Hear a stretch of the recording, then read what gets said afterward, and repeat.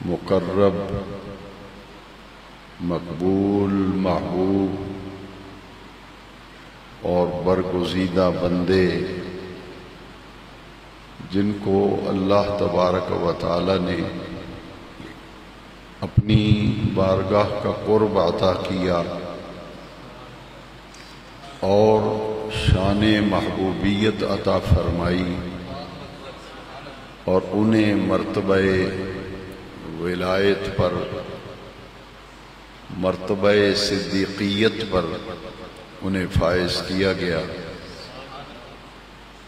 قرآن مجید کی روشنی میں ان کی رفعت اور ان کی عظمت کے چند مختلف پہلوؤں پر گفتگو کی گئی۔ ماہ سفر میں بہت سے اولیاء کرام کے عرس بنائے جاتے ہیں، جن میں حال ہی میں حضرت داتا گنج بخش علی بن عثمان الحجویری آپ کا عرس مبارک گزرا ہے، اور اس سے چند دن پہلے چراغی گولڈا شریف حضرت قبلہ پیر سید نصیر الدین نصیر شاہ صاحب گیلانی رحمۃ اللہ تعالی علیہ، آپ کے عرس کی تاریخیں بھی گزر چکی ہیں، اور آئندہ 2-3 دنوں میں آستانہ عالیہ سیال شریف کے سب سے پہلے سجادہ شمس العارفین حضرت خواجہ شمس الدین سیالوی رحمۃ اللہ تعالی علیہ، آپ کا عرس مبارک آ رہا ہے، اور 25 صفر کو امام احمد رضا فاضل بریلوی رحمۃ اللہ علیہ آپ کا یوم وصال ہے۔ 28 صفر کو امام ربانی حضرت مجدد الفسانی شیخ احمد فاروقی تاجدار سرہند شریف آپ کا عرس مبارک ہے۔ اسی طرح بہت سے اولیاء کاملین کے عرس اسی سفر میں ہیں۔ اسی نسبت سے پچھلے جمعہ مبارکہ میں قرآن پاک کی متعدد آیات مقدسہ کی روشنی میں اولیاء اللہ کی شان، ان کے مقام، ان کے مرتبے، ان کی عظمت اور ان کی رفعت پر گفتگو کی گئی۔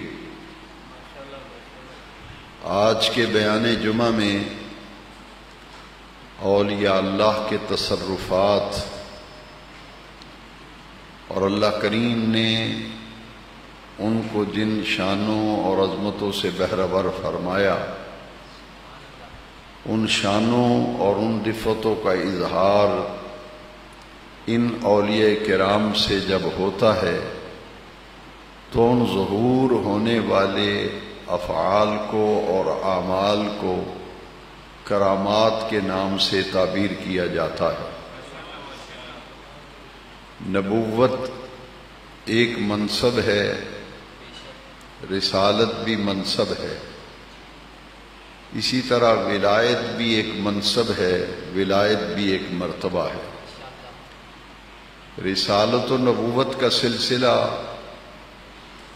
حضور خاتم النبیین صلی اللہ علیہ وسلم کی ذات اقدس پر نبوت کا دروازہ بند کر دیا گیا، اور حضور نبی کریم علیہ السلام خاتم النبیین ہیں، اللہ تبارک و تعالی کے آخری نبی اور رسول ہیں، اور ان کے بعد سلسلہ نبوت حضور پر چونکہ ختم ہو گیا اور باب نبوت حضور پر بند کر دیا گیا، اب قیامت تک کوئی نیا نبی پیدا نہیں ہوگا،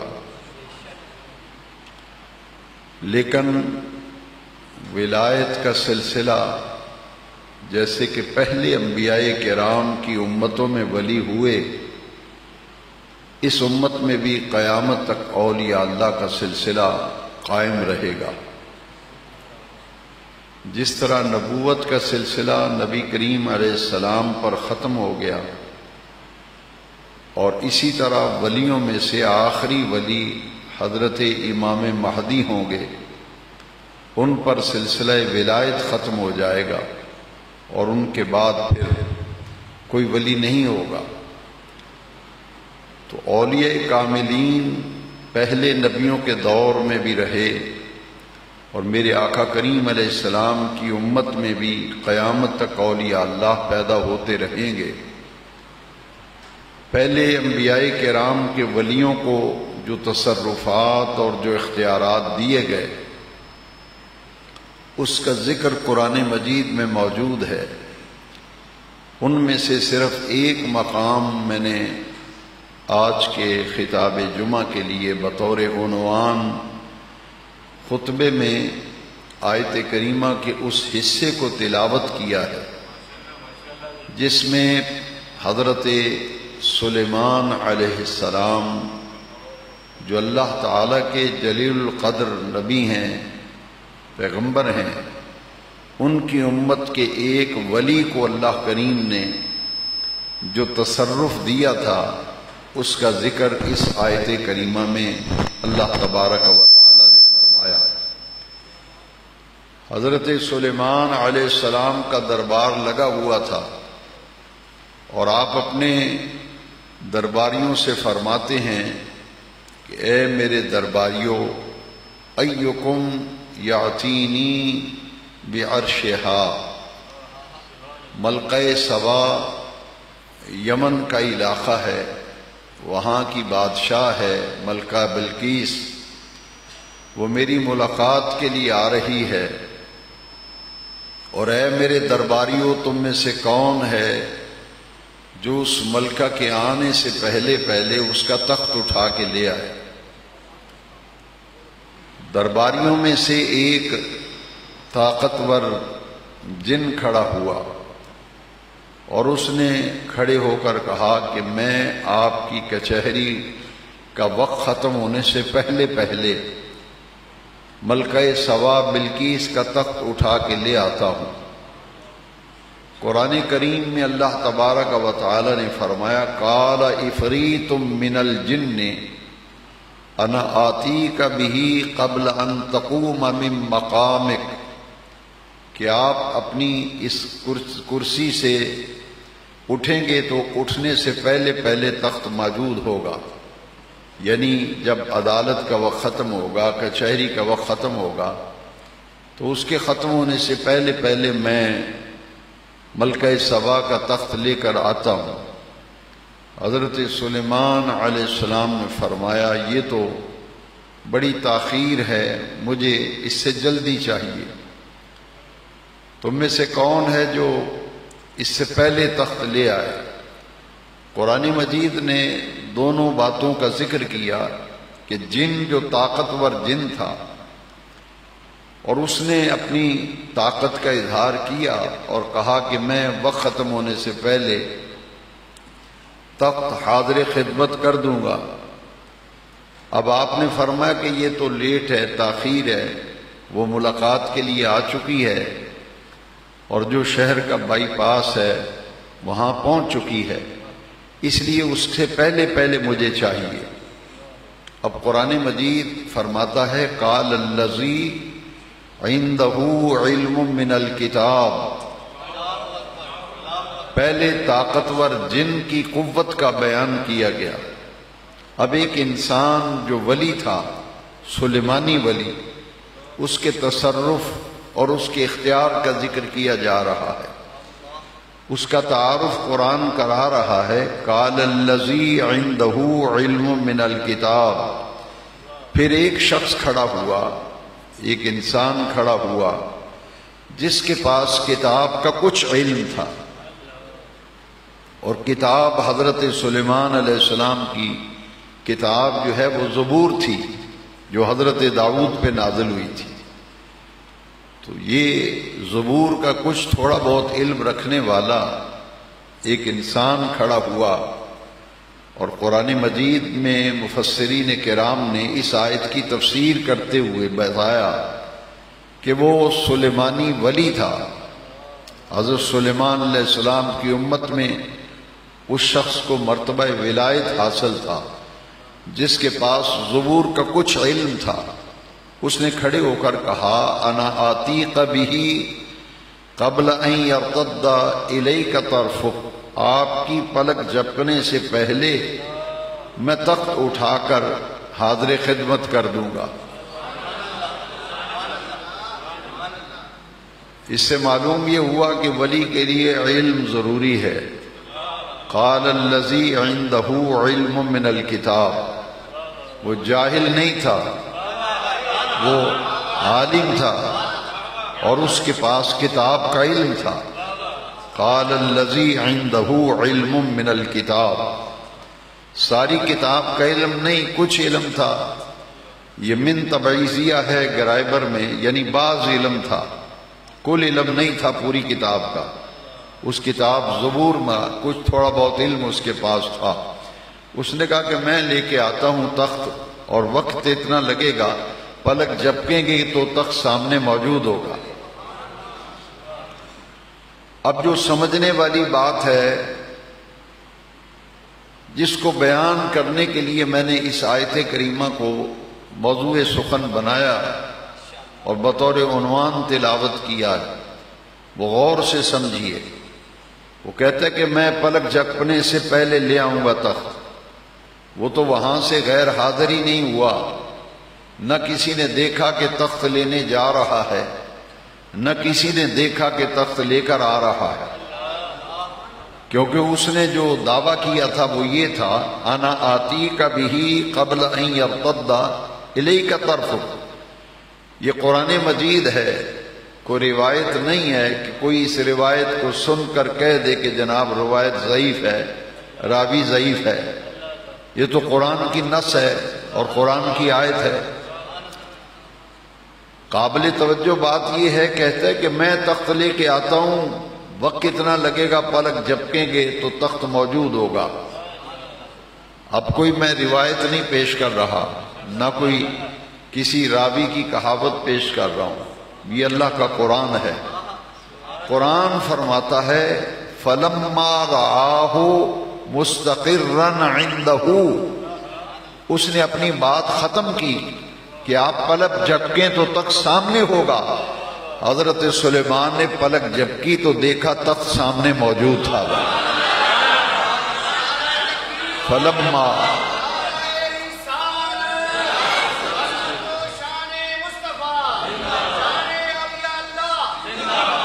فلما رآہ مستقرًا عندہ، آپ نے جب دیکھا، فلما رآ، پس جب حضرت سلیمان نے دیکھا، مستقرًا عندہ، تو اپنے پاس اس تخت کو پایا کہ وہ تخت سامنے پڑا ہوا تھا۔ نہ کسی نے جاتا دیکھا، نہ آتا دیکھا، نہ تخت اٹھائے دیکھا۔ اسے کہتے ہیں تصرفات اولیاء اللہ۔ اللہ کے ولیوں سے اگر کسی ایسی بات کا ظہور ہو جائے جو عقل نہ مانے تو اسے ہی کرامت کہتے ہیں، اور وہ بات جو عقل میں نہ آئے، ماننے میں نہ آئے، وہ کام اگر نبی کر کے دکھا دے تو اس کو معجزہ کہتے ہیں، اور وہ کام اگر ولی کر کے دکھا دے تو اس کو کرامت کہتے ہیں۔ یہ حضرت سلیمان علیہ السلام کی امت کے ولی کی یہ کرامت تھی کہ دیکھا کہ تخت سامنے موجود تھا۔ اب یہ اللہ والے جو ہوتے ہیں، ایک تو ان میں نے پچھلے جمعے بھی عرض کیا تھا کہ تکبر اور غرور یہ تو ان کے نزدیک تک نہیں جاتا، وہ عاجزی انکساری کا پیکر ہوتے ہیں۔ اب جب تخت آیا تھا تو کیا کہا، کوئی یہ نہ سمجھ لے کہ جس طرح لوگ دعوے کرتے ہیں کہ دیکھا میں نے یہ کام کر کے دکھا دیا، میں نے اس کو تعویذ دیا تھا، میرے تعویذ نے کام کر کے دکھا دیا، میں نے اس کے لیے یہ کیا، میں نے وہ کیا، ہاں جی، یہ نہیں ہے، بلکہ کیا کہا، ھذا من فضل ربی، ھذا من فضل ربی، کہ یہ جو کچھ کمال آپ دیکھ رہے ہیں یہ میرے رب کا فضل ہے، اور رب کے فضل کے سوا کچھ نہیں ہے۔ یہ اولیاء اللہ کی نشانی ہے۔ حضرت سیدنا داتا گنج بخش علی بن عثمان الحجویری رضی اللہ عنہ، آپ کے سامنے ایک ہندو جوگی جو ہے وہ اڑتا ہوا آ رہا تھا فضا میں۔ اس نے دیکھا کہ راوی کے کنارے ایک درویش بیٹھا ہے، اس نے کرتب دکھائے، جادو ٹونے کا بڑا ماہر تھا، وہ ہوا میں اڑتا ہوا آ رہا تھا۔ لوگ ضعیف الاعتقاد ہیں، انہوں نے کہا کہ داتا صاحب کے پاس جب بھی جاتے ہیں یہ کہتے ہیں نماز پڑھو، یہ کہتے ہیں قرآن پڑھو، یہ کہتے ہیں درود شریف پڑھو، یہ کہتے ہیں تسبیحیں کرو، ہاں جی، کرنی والا تو یہ ہے نا جو ہوا میں اڑتا ہوا آ رہا۔ یہ ضعیف الاعتقادی تھی، جیسے آج کل لوگ کچھ ضعیف الاعتقاد ہوتے ہیں، لیکن دیکھیے ذرا، وہ ہوا میں اڑتا ہوا آ رہا ہے، کبھی ادھر سے اڑتا ہے، کبھی ادھر سے آ رہا ہے، اور داتا صاحب کے قریب آمنے دائیں بائیں اڑ رہا ہے فضا میں۔ لوگوں نے کہا اصل بزرگ تو یہ ہے نا جو اڑتا ہے ہوا میں، یہ تو کہتے ہیں تسبیحیں کرو، نمازیں پڑھو، مسجد میں جاؤ، اللہ اللہ کرو۔ اب حضرت داتا گنج بخش علی بن عثمان حجویری نے جب دیکھا کہ لوگوں کی توجہ ادھر ادھر ہو رہی ہے تو آپ نے اپنے نعلین کو حکم دیا۔ حضرت داتا صاحب کی جو کھڑامیں پڑی ہوئی تھی نعلین، آپ نے ان کو حکم دیا، اور وہ نعلین جو ہیں وہ ہوا میں اڑنا شروع کرتے ہیں، اور جدھر جوگی جاتا تھا اس کے سر پہ جوتے لگتے تھے۔ وہ داتا صاحب کے جوتے اس کے سر میں لگنے لگے، 4 جوتے لگے، دماغ درست ہو گیا، اور ایک دم سے دڑل کر کے زمین پہ گر پڑا۔ وہ سارا جادو اس کا ختم ہو گیا، کرتب جو دکھا رہا تھا کرتب کا خاتمہ ہو گیا، اور جیسے ہی زمین پہ گرا تو چونکہ ہندو تھا، جوگی تھا، حضرت داتا صاحب کے قدموں میں آ کے گر گیا، کلمہ پڑھ کے مسلمان ہو گیا، اور معافی مانگ کر آپ کے حلقہ ارادت میں شامل ہو گیا۔ اسی لیے یہ عقیدہ ہے، یہ مسلمانوں کا عقیدہ ہے، اہل ایمان کا۔ میں جاہلوں کی بات نہیں کرتا، میں جاہلوں کی بات نہیں کرتا، میں اہل علم کی بات کرتا ہوں کہ اہل اسلام کا یہ عقیدہ ہے، اگر کوئی پانی پر تیرتا ہوا آ رہا ہو، پانی پہ تیر رہا ہے ایک آدمی، ہوا میں اڑ رہا ہے جی، یا منہ سے آگ پھینکتا ہوا آ رہا ہے، تو وہ نبی کریم علیہ السلام کی سنت کی مخالفت کرتا ہو، فرائض کا تارک ہو اور سنتوں کا مخالف ہو، تو وہ کبھی بھی ولی نہیں ہو سکتا۔ شعبدہ باز تو ہو سکتا ہے مگر ولی نہیں ہو سکتا۔ ولی کون ہوتے ہیں؟ لوگ ولی پہچاننے میں غلطی کھا گئے۔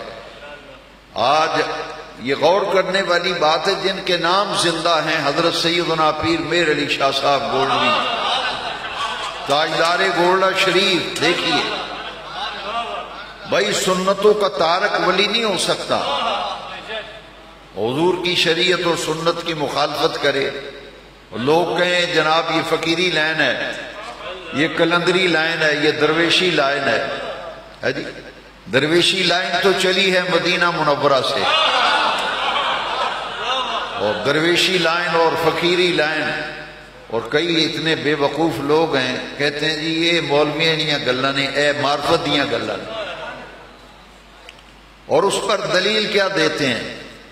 دلیل دیتے ہیں مولوی دی 5 ویڑے ساڑی ہر ویڑے، اور جاہل لوگ یہ کہتے ہیں پھر مولوی کی لائن اور ہے اور فقیر کی لائن اور، یہ کہتے ہیں۔ لیکن یہ جن کے عرس آپ منا رہے ہو اس مہینے میں، اور آج جمعے میں بھی الحمدللہ حضرت شیخ پیر نصیر الدین نصیر گیلانی علیہ رحمت اور رضوان، ان کا عرس بھی آج یہاں منایا جا رہا ہے۔ دیکھیے یہ ہیں وہ اللہ والے، یہ غوث الاعظم کی آپ 11ویں شریف دیتے ہیں۔ غوث اعظم یہ 5 وقت مسجد میں امامت کرتے تھے۔ آپ جاہلوں کے اڈے چڑھ جاتے ہیں، وہ کہتے ہیں نہیں جی یہ کلندری لین ہے، اے معرفت دیاں گلاں نے، اے فقیری لین ہے۔ میں آپ سے پوچھتا ہوں کہ غوث الاعظم رضی اللہ عنہ جن کے ذریعے سے ولایت تقسیم ہوتی ہے اور تصوف کے 4 سلسلے ہیں، چاروں غوث الاعظم کے فیض یافتہ ہیں۔ گولڈا شریف میں جتنی 11ویں شریف منائی جاتی ہے سرکار غوث پاک کا عرس ہوتا ہے، چشتیہ سلسلہ ہے پیر میر علی شاہ صاحب کا، قادریہ سلسلہ ہے۔ تو یہ تمام سلاسل طریقت کا منبع جو ہے وہ حضرت غوث الاعظم ہے رضی اللہ عنہ۔ وہ شیخ شہاب الدین سہروردی اور حضرت شاہ بہاؤالدین شاہ نقشبند بخاری، حضرت خواجہ معین الدین اجمیری، یہ تصوف کے جتنے سلسلے ہیں یہ غوث اعظم کے فیض یافتہ ہے، اور قادریہ سلسلہ تو خود غوث الاعظم سے منسوب ہے۔ اب یہ بات سمجھنے کی ہے کہ غوث اعظم 5 وقت مسجد کی امامت فرماتے تھے، وہ امام مسجد بھی تھے حضرت غوث الاعظم، اور مسجد کے خطیب بھی تھے، خطیب جامع مسجد بغداد حضرت غوث الاعظم، امام جامع مسجد بغداد تھے حضرت غوث الاعظم، اور حضرت داتا گنج بخش علی حجویری بھی 5 وقت کے امام بھی تھے اور مسجد کے خطیب بھی تھے۔ یہ کس درویشی کی آپ بات کرتے ہیں؟ یہ کون سی فقیری لین ہے آپ کی یہ معرفت کی معاذ اللہ؟ اور سب فقیری کا منبع تو حضور کی ذات ہے، نبی کریم صلی اللہ علیہ وسلم۔ اب کیا آپ کو یہ سمجھ نہیں آئی کہ 5 وقت نبی کریم علیہ السلام اپنے گھر مبارک سے تشریف لاتے تھے اور 5 وقت حضور خود امامت فرماتے تھے مسجد، 5 وقت حضور امامت فرماتے تھے، اور 5 نمازوں کے لیے سرکار جب تشریف لاتے تھے تو جس راستے سے حضور 5 وقت گزرا کرتے تھے اس کو ریاض الجنہ کہتے ہیں، اس جگہ کو ریاض الجنہ کہتے ہیں۔ ما بین بیتی و منبری روضۃ من ریاض الجنہ۔ یہ کہتے ہیں نہیں یہ مولوی کی لین ہے، مولوی اور ہوتا ہے، فقیر اور ہوتا ہے جی۔ یہ اگر اس سے اوپر اگر چلے جائیں تو حضرت عمر فاروق اعظم رضی اللہ عنہ، حضرت عمر خلیفہ وقت تھے نا جی، اور وہ ایسے خلیفہ وقت تھے کہ جنہوں نے رکا لکھا تھا دریائے نیل کے نام پہ، دریائے نیل کے نام پہ رکا لکھا تھا تو پانی جاری ہو گیا تھا۔ تو حضرت فاروق اعظم خلیفہ وقت بھی تھے، اور حضرت سیدنا صدیق اکبر کے خلیفہ تھے حضرت عمر رضی اللہ عنہ۔ 5 وقت کی نماز حضرت عمر خود پڑھاتے تھے، جمعے کا خطبہ حضرت عمر خود دیتے تھے، نکاح خان تھے حضرت عمر رضی اللہ تعالی، حضرت عمر نکاح خان بھی تھے۔ کیا نکاح نہیں پڑھایا تھا حضرت سیدنا امام حسین رضی اللہ تعالی؟ شہر بانوں سے جو نکاح ہوا تھا وہ حضرت عمر نے پڑھایا تھا۔ یہ امام مسجد بھی تھے، خطیب مسجد بھی تھے، اور نکاح خان بھی تھے۔ کوئی بندہ فوت ہو جاتا تھا اس کا جنازہ بھی پڑھاتے تھے۔ اور یہ ہمارے لوگ متاثر ہوتے ہیں، یہ جہالت کی انتہا ہے، اور پھر وہ گمراہی کا شکار ہو جاتے ہیں۔ اور وہ تو ہمارے پیر ہی نہیں ہیں، ہم تو پیر ان کو مانتے ہیں جن کا چہرہ دیکھیں تو خدا یاد آ جائے، اور ولی ان کو مانتے ہیں جن کے پاس بیٹھے تو حضور کی اداؤں کی خوشبو آئے بڑھتے ہیں۔ تاجدار گولڈا شریف، حالانکہ مسئلہ یہی ہے کہ عصر کی 4 سنتیں اگر رہ جائیں تو کوئی مواخذہ نہیں ہے۔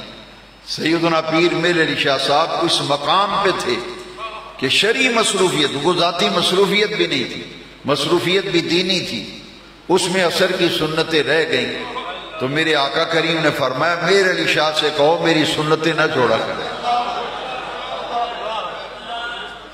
تو یہ جو سنتوں کے پابند ہیں جی، جو حضور کے طریقے کے اوپر چلنے والے ہیں، سنت شریعت پہ چلنے والے، اور یہ لوگوں نے عجیب تماشا بنایا ہے، کہتے ہیں شریعت کی لائن اور ہے، طریقت کی لائن اور ہے۔ تو لائن تو ایک مدینہ شریف سے ہی آتی ہے، اور دوسری کون سی لائن ہے؟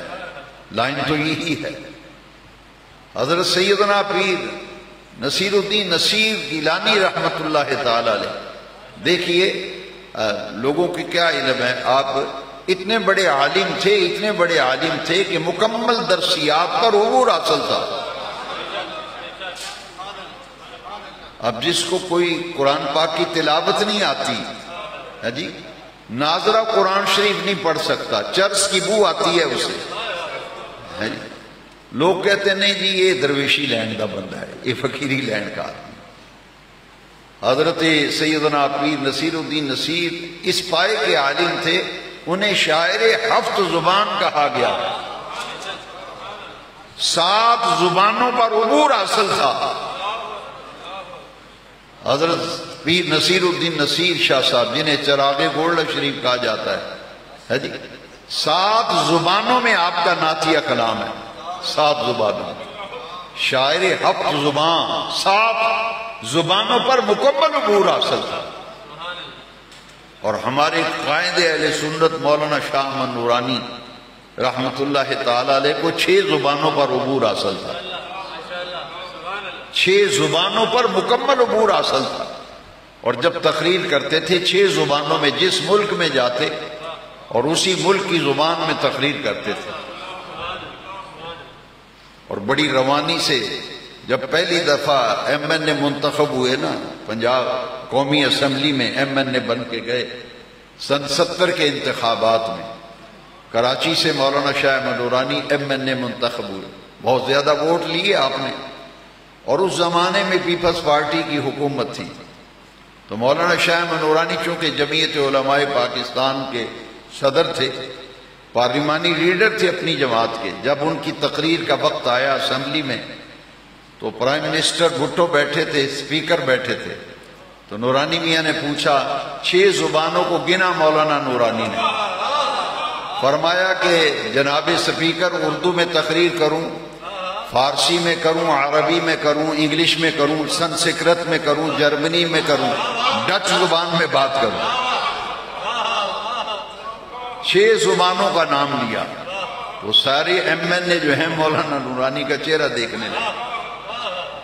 تو ذوالفقار علی بھٹو چونکہ پرائم منسٹر تھے، انہوں نے سوچا کہ مولویوں کو انگریزی کب آتی ہے، تو بھٹو صاحب نے کہا کہ مولانا آپ 6 زبانیں آپ نے گنی ہیں تو آپ انگلش میں تقریر کریں۔ انگلش میں مولانا شاہ احمد نورانی نے خالصتاً امریکن لہجے میں جب انگلش میں تقریر کی تو پوری تقریر میں ذوالفقار علی بھٹو نوٹس لیتے رہے، اور جب اجلاس ختم ہوا تو پرائم منسٹر نے کہا کہ مولانا نورانی میں تو حیران ہوں کہ آپ نے اتنی سلاست، روانی اور شستہ انگلش بولتے ہیں کہ مجھے خود تعجب ہو رہا ہے، مجھے خود تعجب ہو رہا ہے۔ یہی وجہ ہے کہ قادیانیوں کے تعاقب میں جتنا کردار مسئلہ ختم نبوت کے تحفظ کے لیے مولانا شاہ احمد نورانی کا کردار یہ ہے کہ اسمبلی سے قرارداد پاس کروائی، اور قرارداد پیش کرنے والے مولانا شاہ احمد نورانی تھے۔ آپ نے موریشس میں، افریقہ میں اور نیروبی کے اندر قادیانیوں کے بڑے بڑے مرکز تھے مرزائیوں کے، مولانا شاہ احمد نورانی نے 74 میں 1974 میں جب دورہ کیا تھا مولانا شاہ احمد نورانی نے، تو سینکڑوں قادیانی جو ہیں توبہ کر کے پھر مسلمان ہو گئے تھے، اس لیے کہ جرمن میں مولانا جو جاتے تھے تو جرمن زبان میں بات کرتے تھے، ڈچ زبان میں بات کرتے تھے، سنسکرت میں بات کرتے تھے، اور تبلیغ کرتے تھے، ختم نبوت کا عقیدہ واضح کرتے تھے، مرزائیوں کے عقائد، مرزا قادیانی کے کفر کو عیاں کرتے تھے، اور لوگ جب سنتے تھے تو وہ مسلمان ہو جاتے تھے الحمدللہ۔ تو کہنے کا یہ مقصد ہے کہ یہ لوگ کتنے اللہ کریم کا ان پر کرم تھا کہ یہ صاحب علم لوگ تھے۔ قرآن مجید میں اللہ تعالیٰ نے صاحب علم کی جو فضیلت بیان کی ہے، دیکھیے جتنے بھی یہ بزرگ ہیں سب عالم گزرے ہیں، ان میں کوئی بھی جاہل نہیں تھا۔ حضرت داتا گنج بخش علی بن عثمان الحجویری رضی اللہ عنہ، آپ اتنے پائے کے عالم تھے، آپ کی کشف المحجوب شریف پڑھ لیں، استاذ کے بغیر آپ کشف المحجوب نہیں پڑھ سکیں گے۔ اتنی علمی کتاب ہے تصوف کے عنوان پر کہ اس کتاب کو سمجھنے کے لیے بھی ایک ٹیچر کی ضرورت ہے، معلم کی، جو آپ کو سمجھائے۔ اور اسی طرح حضرت شیخ شہاب الدین سہروردی کی کتاب عوارف المعارف شریف ہے، تصوف پہ ہے۔ حضرت خواجہ نظام الدین اولیاء کی کتاب پڑھ لیں، حضرت بابا فرید الدین گنج شکر کے ملفوظات پڑھ لیں۔ یہ سب اللہ والے جو ہیں پانچوں وقت ان کی مسجد کی حاضری تھی، پانچوں وقت خود امامت فرماتے تھے، خود جمعے کے خطبے دیتے تھے، نکاح پڑھاتے تھے، جنازے پڑھاتے تھے، کیونکہ یہی حضور کی دین اور شریعت کے محافظ تھے۔ اور قرآن مجید میں پھر اہل علم کی اللہ کریم نے فضیلت بیان فرمائی، انما یخشی اللہ من عبادہ العلماء، انما یخشی اللہ من عبادہ العلماء، عالم کی جمع ہے علماء، یہ قرآن کی آیت ہے۔ انما یخشی اللہ من عبادہ العلماء، کہ اللہ کی خشیت، عالم جو ہے صحیح عالم، عالم ربانی، اس کے دل میں اللہ کی خشیت ہوتی ہے۔ انما یخشی اللہ من عبادہ العلماء۔ اور پھر علماء کی دو قسمیں ہیں، ایک علماء ربانی ہیں، علماء حقانی ہیں، اور ایک علماء سو ہیں۔ ایک علماء سو جو عالم تو ہیں لیکن بے عمل ہے، عالم ہے مگر بے عمل ہے، حضور کی سنت اور حضور کی شریعت کی پرواہ نہ کرنے والا، علم پہ ناز کرنے والا، اور اپنے آپ کو بہت بڑا عالم سمجھنے والا، تکبر اور غرور اس میں نظر آئے گا۔ اور جو عالم حقانی اور عالم ربانی ہوگا اس میں عاجزی انکساری نظر آئے گی، اس میں عمل کا پہلو غالب نظر آئے گا۔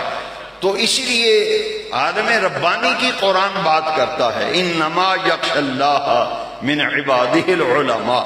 پھر ان اللہ والوں کی شان یہ ہے، فاسألوا اہل الذکر ان کنتم لا تعلمون، اگر تم نہیں جانتے تو جاننے والوں سے پوچھ لو۔ فاسألوا اہل الذکر، جو اہل ذکر ہیں ان سے پوچھو۔ اب جس نے کبھی ذکر ہی نہیں کیا، جس کو پتہ ہی نہیں ذکر ہے کیا جی، تو وہ کیا خاک بتائے گا ذکر کے بارے میں، یا کیا شریعت کی رہنمائی کرے گا؟ فاسألوا اہل الذکر ان کنتم لا تعلمون، تم نہیں جانتے تو جو اہل ذکر ہیں ان سے پوچھ لو۔ پھر اللہ کریم نے ان کی عظمت کو بیان کیا تو جملہ استفہامیہ قرآن میں استعمال کیا، هل يستوي الذین یعلمون والذین لا یعلمون، بھئی ایک کے پاس علم ہے اور ایک کے پاس علم نہیں، ایک کے پاس دین کا علم ہے اور دوسرے کے پاس دین کا علم نہیں۔ اب قرآن کہتا ہے هل يستوي الذین یعلمون والذین لا یعلمون، کیا علم رکھنے والے اور علم نہ رکھنے والے برابر ہیں؟ پوچھا جا رہا ہے، جملہ استفہامیہ سوالیہ نشان ہے، هل يستوي الذین یعلمون والذین لا یعلمون، کیا جاننے والے اور نہ جاننے والے برابر ہیں؟ معلوم یہ ہوا ایک ہے جاننے والے، ایک ہے نہ جاننے والے۔ اب جو جاننے والے ہیں اللہ تبارک و تعالیٰ نے انہیں پھر جو مقام دیا ہے وہ پھر فرمایا انما یخشی اللہ من عبادہ العلماء۔ حضرت شیخ نصیر الدین نصیر رحمت اللہ تعالی علیہ، آج اذان لوگ پڑھتے ہیں نا تو لفظ بگاڑ کے پڑھے، مقتدیوں کے پاس چونکہ علم نہیں ہوتا تو پتہ کیا کہتے ہیں، بڑی سونی آواز ہے، کمال ہے، بڑا گڑا ہے دا۔ تو گوڑا شریف میں بھی ایک ایسا ہی تھا، لوگ کہتے تھے دیکھو جی گڑا تے ہے نا، پھر ساڑھے آفا جوراں دا گڑا تے بڑا ہے، آواز بڑی ہے نا دی۔ وہ جب اذان پڑھنے لگے تو دیکھے اذان پڑھ اللہ اکبر اللہ اکبر، تو حضرت پیر نصیر الدین نصیر سحری کا وقت تھا، تہجد کا، نفل پڑھ رہے تھے۔ جب نفل پڑھ چکے تو ادھر فجر کا وقت ہو گیا۔ وہ جو آواز والا قاری تھا نا، نہیں جی چلو آواز سے ہے نا قاری نہیں، ایسی آواز سے بڑے عاشق ہو جائیں. وہ جب آواز والا اذان پڑھ رہا تھا تو ان کی آنکھوں میں آنسو آ گئے. شیخ نصیر الدین نصیر گیلانی رام چراغ گولڑا شریف. اب اہل علم تو پکڑ کرتے ہیں نا, وہ تو پکڑتے ہیں, کہتے ہیں یار یہ غلط پڑھ رہے ہو, اور کہے نہیں جی ان جی سڑکے نے ویکھ کے ویکھو تے انہاں نوں وارا نہیں کھاتا ہے کاری انہاں دی لگدی آپس وچ, لیکن اللہ والے اس کی پرواہ نہیں کرتے. تو اس نے پڑھا اللہ اکبر, اذان پڑھ رہا ہے اپنی آواز کے نشے میں. تو حضرت پیر نصیر الدین نصیر کا یہ کلپ بھی انٹرنیٹ پہ موجود ہے, وہ سنے تو بڑا لطف آتا ہے. آپ نے پھر اس کا بتایا کہ اس نے میں نے آج سنا ہے فجر کی اذان گولڑا شریف میں ایک مسجد میں ہنستے آواز آ رہی تھی اذان, پھر آپ نے پوری اذان پڑھ کے دکھائی, وہ نیٹ پہ موجود ہے. اور ان کے اندر یہ خوبی تھی کہ وہ قواعد تجوید جو ہیں اس میں بھی سبا کے قاری بھی تھے, خیرات سبا کے قاری تھے. لوگ کرامتیں بیان کرتے ہیں بھئی میرا ایمان ہے کرامتوں پہ, مگر میں دوسرے پہلو پہ زیادہ زور دیتا ہوں. سبا کے قاری بھی تھے, شاعر زبان بھی تھے, مکمل درسیات پڑھے ہوئے تھے. اسی لیے ان کے کلام کو پڑھیں تو ہر کلام کا ہر شعر جو ہے وہ شریعت مطہرہ کے مطابق نظر آتا ہے. اور یہ ان کے جد اعلیٰ تھے حضرت پیر سید میر علی شاہ صاحب گولڑی رحمۃ اللہ تعالی علیہ. یہ معمولی بات ہے کہ مرزا قادیانی سے جب بات چلی نا تو انہوں نے کہا جی پیر میر علی شاہ صاحب نے فرمایا کہ مبالہ ہوگا, مبالہ. فرمایا ٹھیک ہے, لاہور تشریف لے گئے تو مرزا سامنے نہیں آیا نا, تو یہ معمولی بات ہے کہ سیدنا پیر میر علی شاہ صاحب گولڑی یہ چراغ گولڑا ہے نا, یہ ان کے نور نظر ہیں, ان کے لخت جگر ہیں. آپ دیکھیے آپ نے فرمایا کہ کاغذ قلم لا کے رکھتے ہیں, میں بھی کاغذ قلم لاتا ہوں, تم بھی کاغذ قلم, مرزا بھی لے آئے, اور ہم قلم کو حکم دیتے ہیں لکھے, جس کا قلم لکھنے لگے گا وہ سچا ہے بدر. اور میرے کو معقولی بات تھی, یہ وہی کہہ سکتا تھا. حضرت سیدنا داتا گنج بخش علی بن عثمان الحجویری رضی اللہ عنہ, لاہور میں ایک مولانا تھے, نام کیا لینا ہے اب ان کا, وہ کہتے تھے کہ لوگ جہاں جاتے ہیں نا داتا دربار, یہاں داتا صاحب کی قبر نہیں ہے. انہوں نے شوشہ چھوڑا کہ میں یہ باتیں کروں گا تو لوگ داتا صاحب جانا بند ہو جائیں گے. اس نے شوشہ چھوڑا کہ داتا صاحب کی قبر تو شاہی قلعے میں ہے. اس نے کہا علی بن عثمان الحجویری کی قبر جو ہے وہ شاہی قلعے میں ہے, یہاں تو قبر ہی نہیں, لوگ بیوقوف ہیں جاتے ہیں. یہ محدث اعظم پاکستان مولانا سردار احمد صاحب رحمۃ اللہ تعالی, آپ لاہور تشریف لے گئے, آپ نے اس مولوی کو چیلنج کیا. آپ نے فرمایا آؤ داتا صاحب کا جہاں مزار ہے چلتے ہیں, اگر میں داتا صاحب کو سلام عرض کروں اور آپ خود نہ بتائیں کہ میری یہی قبر ہے تو پھر. فرمایا لوگوں کو لے آؤ, داتا صاحب قبر سے باہر آ کے ملاقات کریں گے, تو ہمت ہے تو آؤ. اور ان کو نہیں آنا تھا, نہیں آئے نا. تو ایک دو علماء نے کہا حضرت آپ نے بہت بڑا دعویٰ کر دیا, آپ نے بہت بڑا, اگر لوگ آ جاتے اور وہ بھی آ جاتے تو داتا صاحب نہ اٹھتے, نہ ملاقات ہوتی, تو کیا ہوتا. آپ کی آنکھوں میں آنسو آ گئے. فرمایا نا میں نے اپنی طرف سے خود کا تھوڑا ہی کہا, مجھے تو داتا صاحب نے کہا کہ اس کو کہو آؤ, مجھے تو داتا صاحب نے فرمایا.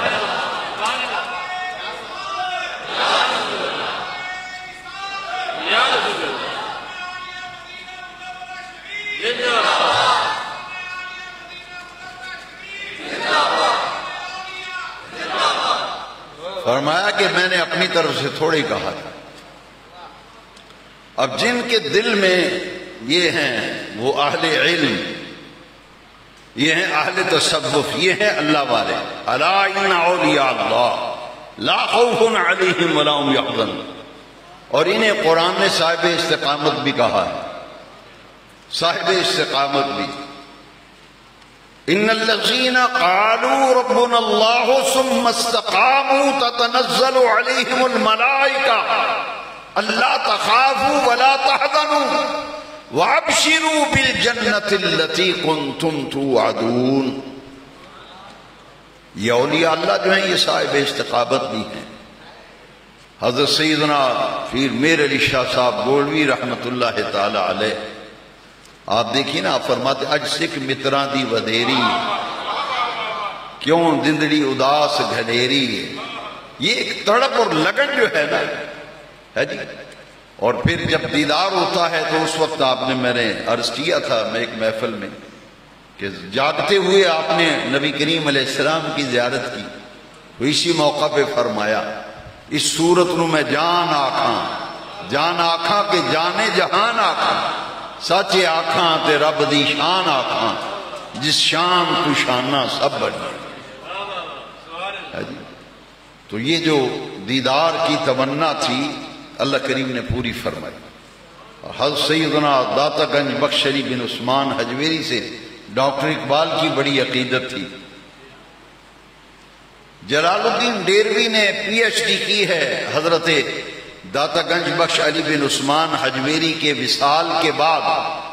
آپ کی قبر مبارک سے جو لوگوں نے استفادہ کیا، فائدہ اٹھایا، اس پر جلال الدین ڈیروی نے پنجاب یونیورسٹی سے ڈاکٹریٹ کی ڈگری لی ہے، پی ایچ ڈی کی، اور ڈاکٹریٹ میں جو تھیسز اور مقالہ لکھا ہے وہ چھپ چکا ہے، اور کتاب کا نام ہے حیات گنج بخش بعد از وصال۔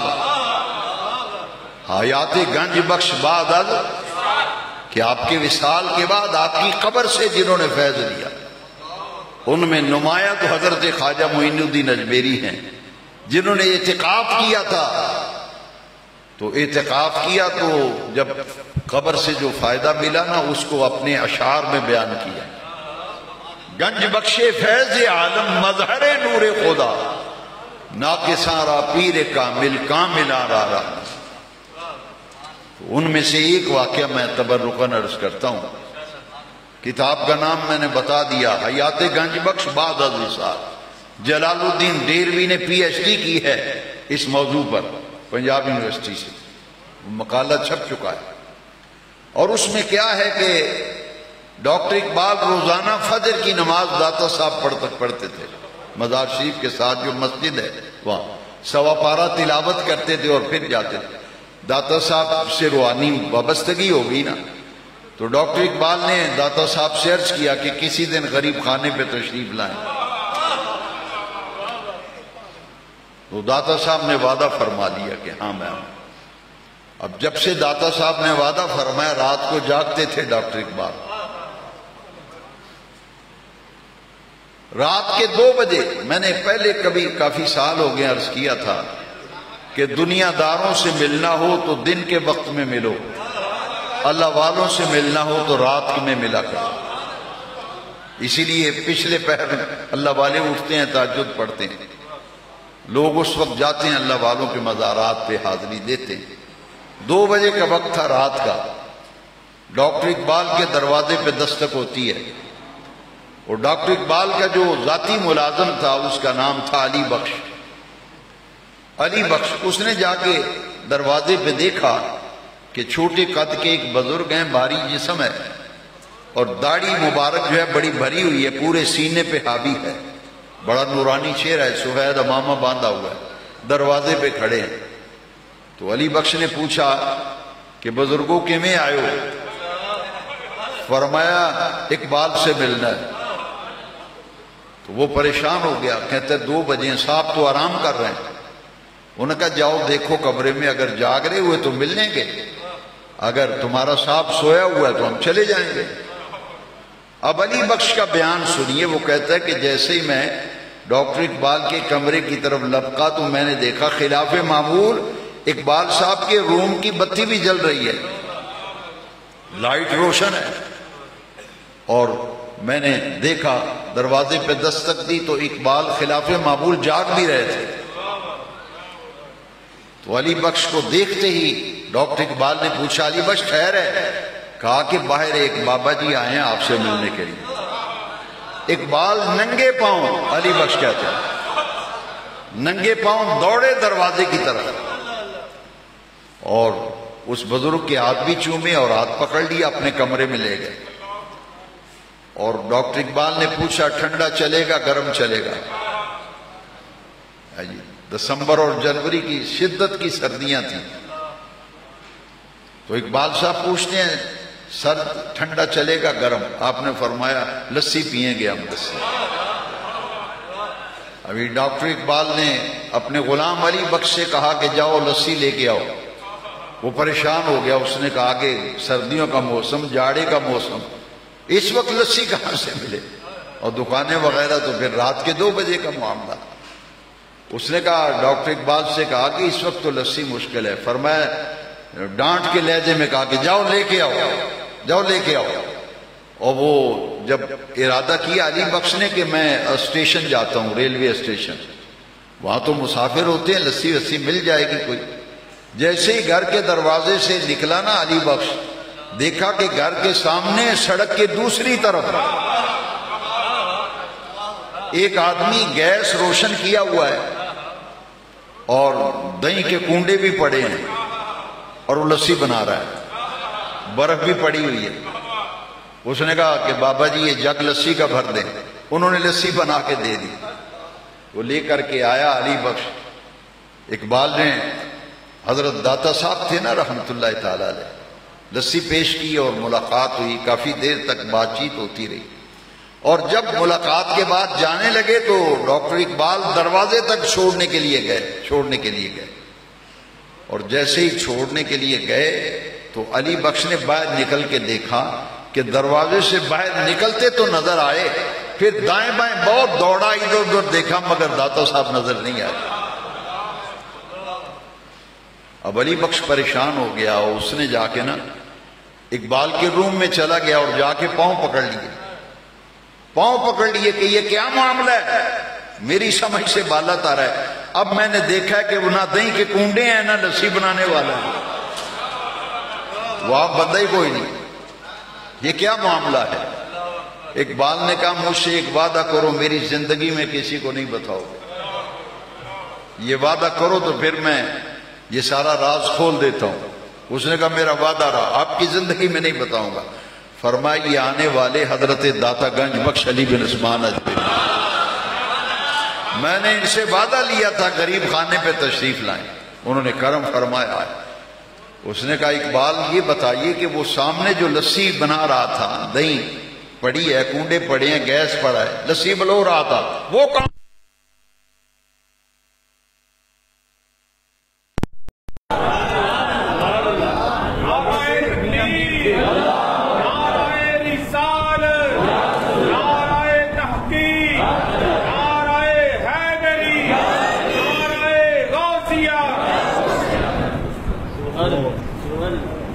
اقبال نے کہا وہ حضرت میاں میر سے رحمت اللہ۔ اب یہ حیات گنج بخش بعد از وصال کتاب کے اندر بھی یہ بات لکھی ہوئی ہے، اور علی بخش سے انٹرویو کیا تھا کسی نے کہ آپ اقبال کے ذاتی ملازم رہے ہیں، خادم رہے ہیں، ان سے جو سوالات کیے تھے انہوں نے تفصیل سے اس کے جواب لکھے، اس کتاب کے اندر بھی یہ لکھا ہوا ہے۔ اسی لیے ڈاکٹر اقبال داتا صاحب سے بہت متاثر تھے۔ وہ اقبال نے کہا سید حجویر مخدوم امم، سید حجویر مخدوم امم، مرکد او پیر سنجر را حرم، خاک پنجاب از دم او زندہ گشت، صبح ماں ادروئے او تابندہ گشت۔ یہ حضرت داتا گنج بخش ہوں، حضرت سیدنا پیر میر علی شاہ صاحب ہوں، حضرت شیخ نصیر الدین نصیر ہوں، یہ سب اللہ والے ہیں جن کے عرس اس مہینے میں ہیں۔ ہماری خوش قسمتی ہے کہ ہمیں اللہ تعالیٰ نے ان اپنے محبوب اور مقرب بندوں کی محبت نصیب کی ہے، ان کی عقیدت نصیب کی ہے۔ دعا کریں کہ زندہ رہیں تو اللہ والوں کی محبت میں، اور انہی کی محبت پر قائم رہیں، موت آئے تو اللہ والوں کی محبت میں ہی رہیں۔ وآخر دعوانا الحمدللہ۔